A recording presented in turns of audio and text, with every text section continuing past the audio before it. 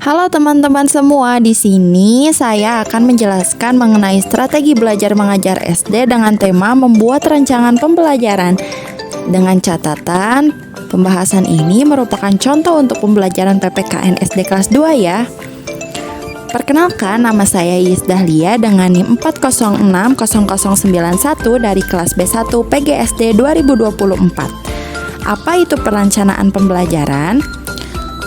Rencana pelaksanaan pembelajaran atau biasa disebut sebagai RPP adalah desain atau proses kegiatan belajar yang kerap kali digunakan guru untuk mendefinisikan prosedur dan pengorganisasian kegiatan belajar secara sistematis. Setiap rancangan pembelajaran pasti ada tujuan dan manfaatnya. Yang pertama, tujuannya mempermudah, memperlancar, dan meningkatkan hasil proses belajar mengajar. Yang kedua, manfaatnya. Manfaatnya, pembelajaran menjadi lebih sistematis, mudah menganalisis hasil belajar siswa, mudah menyampaikan materi, dapat mengatur pola pembelajaran dengan baik, dan menjadi bahan evaluasi untuk pembelajaran selanjutnya. Hal yang harus diperhatikan dalam proses pelaksanaan pembelajaran adalah yang pertama, identitas rencana pelaksanaan pembelajaran. Seperti yang teman-teman lihat pada tabel. Yang kedua, kita harus menentukan tujuan dari pembelajaran itu. Untuk contohnya, bisa lihat tabel di atas ya. Yang ketiga, merancang kegiatan pembelajaran. Catatannya, dalam merancang kegiatan pembelajaran ini terbagi menjadi 3. Yang pertama, kegiatan awal, yang kedua, kegiatan inti, dan yang ketiga, kegiatan penutup. Kegiatan awal atau pendahuluan biasanya dilakukan selama 10 menit. Kegiatan awal pembelajaran dilaksanakan untuk menyiapkan mental siswa, membangkitkan motivasi dan perhatian siswa dalam mengikuti pembelajaran, memberikan gambaran yang jelas tentang batasan-batasan tugas atau kegiatan yang akan dilaksanakan dan menunjukkan hubungan antara pengalaman anak dengan materi yang akan dipelajari. Contohnya bisa lihat di sini ya teman-teman. Yang kedua, kegiatan inti. Kegiatan inti ini merupakan proses pembelajaran untuk setiap tujuan yang dilakukan secara interaktif, inspiratif, menyenangkan, menantang, memotivasi peserta didik untuk secara aktif menjadi pencari informasi, serta memberikan ruang yang cukup bagi karsa, kreativitas, dan kemandirian sesuai dengan bakat, minat, dan perkembangan fisik secara psikologis peserta didik. Contohnya, lihat tabel di sini. Yang ketiga, kegiatan akhir atau penutup biasanya dilakukan 15 menit.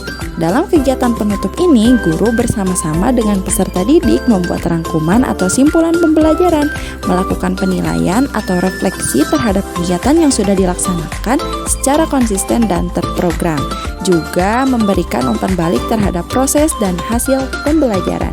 Selanjutnya, setelah melakukan pelaksanaan pembelajaran, maka dibutuhkan pula instrumen evaluasi.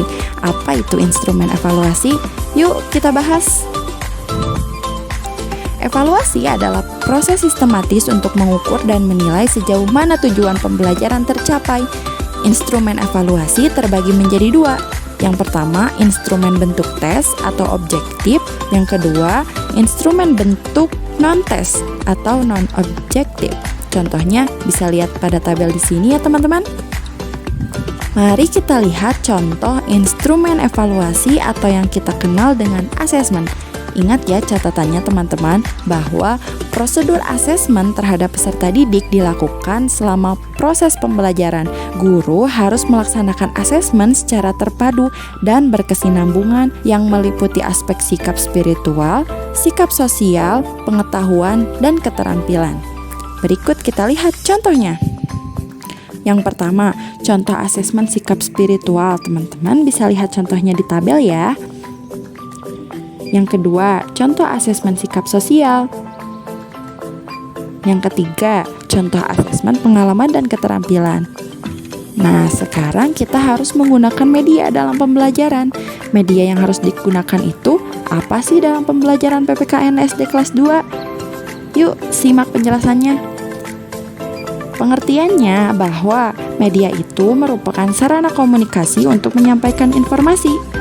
Contoh media dalam pembelajaran PPKN SD kelas 2 Yang pertama, menggunakan puzzle dengan simbol Pancasila. Yang kedua, proyektor untuk menayangkan berupa video, film, atau animasi. Selanjutnya, untuk kegiatan remedial dan pengayaan. Apa sih remedial dan pengayaan itu? Pengertiannya, remedial adalah kegiatan yang dilakukan sebagai tindak lanjut pada siswa yang belum mencapai kriteria ketuntasan minimal pada kompetensi dasar. Sedangkan kegiatan pengayaan adalah kegiatan yang dilaksanakan terhadap siswa yang sudah memahami materi pembelajaran dengan baik di atas KKM. Mari kita lihat contoh dari kegiatan remedial dan pengayaan. Teman-teman bisa lihat ya contohnya di sini. Setelah semua pelaksanaan pembelajaran terlaksana, maka jangan lupa untuk merefleksikan kegiatan pembelajarannya ya. Untuk melaksanakan refleksi, guru dapat bertanya kepada siswa mengenai kegiatan pembelajaran yang telah dilaksanakan. Pertanyaan refleksi dibuat sendiri sesuai dengan informasi yang ingin didapatkan tentang kegiatan pembelajaran yang telah dilaksanakan. Berikut contoh pertanyaan refleksi yang dapat disesuaikan sendiri pada tabel berikut.